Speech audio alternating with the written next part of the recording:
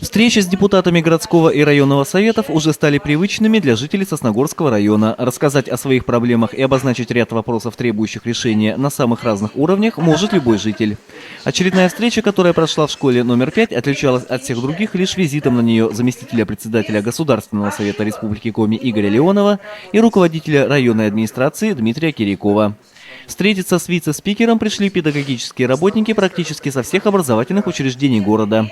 К коллегам обратилась депутат городского совета Инна Уласик. Инне Валентиновне все проблемы образования особенно близки, ведь она директор Сосногорской школы номер 4.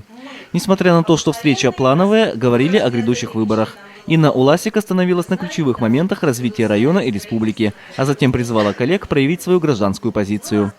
Игорь Леонов, принимая эстафету, дополнил: Сосногорский район развивается динамично. Это хорошо видно на уровне республики. Это строительство железнодорожного вокзала.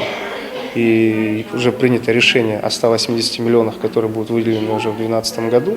Первые деньги уже республика свою долю софинансирования выделила. То есть мы все-таки сдвинули вот этот вопрос. И хотя сначала строительство было на начало 2013 года, то теперь это уже 2012 год.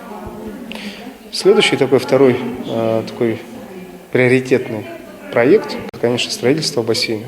Сегодня идет проектирование со всеми экспертизами. До середины года следующего уйдем, но задача включить его в федеральную целевую программу на 2013-2014 года. Завершая встречу, Игорь Леонов еще раз обратился к сосногорцам. 4 декабря состоятся выборы депутатов Государственной Думы Российской Федерации. И на новых представителях Республики Коми в Государственной Думе ляжет крайне ответственная задача – обеспечить поддержку планов развития республики на федеральном уровне.